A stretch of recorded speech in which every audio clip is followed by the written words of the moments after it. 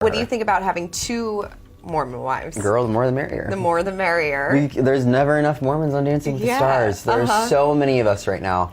And so I definitely feel like it's going to bring an interesting storyline into season 34. Yeah. Why do you think that is? Because I feel like so many ballroom dancers come from Utah, have a Mormon background a little bit. Is it just something that that is just in the culture there? Everyone in Utah has a thing. Okay, my thing was dance. Okay. My neighbor's thing was piano. Like sure, every kid had like a sport and activity.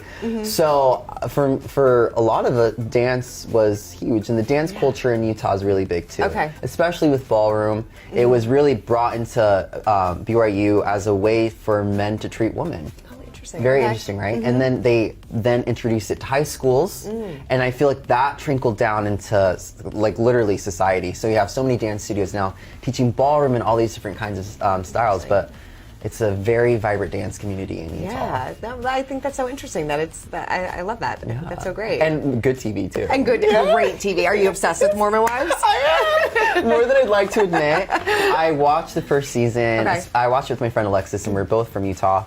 And we were just glued. Yeah. I loved it so much, and it's nice to watch something. I'm like, yeah, it reminds me of home. It does remind you of home. Yeah. Unfortunately, it does. Would you feel like it? How do you feel like it represents the Mormon culture? I'm sure so many people have opinions. Because those moms are bad bitches. They are bad Utah bitches. moms are bad bitches, especially the moms that I dealt with. Because I grew up in a dance studio. I literally spent 24 hours of my day at a dance studio. So the moms I was around were dance moms. Okay. And if there's one thing you don't fuck with is their money and their kids. So I got to see a lot of interesting personalities growing up. So.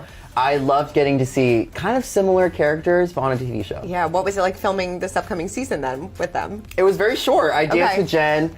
I didn't know like in season 2 how like she left. I didn't know that storyline. I didn't know any of it. So I just taught her she was fully pregnant. Okay. Taught her a little salsa. She crushed it. I love it. And she opened up about her experience leaving Utah and coming back and obviously won't get into that now, but I really enjoyed my time with her. I think that's so great. Do you think that they're at a bit of an advantage? I mean, obviously they're TikTok dancing. It's very different than ballroom dancing, but do you feel like they have kind of a one-up? There is an advantage there. Okay. Anyone with any kind of dance experience will have a leg up. Because you'll have someone who's literally never even touched before, and that's like what the most basic thing you can do. Yeah. So you're working from the ground up, but for them, they kind of have a good sense of rhythm, and you see in their TikToks they're doing their thing.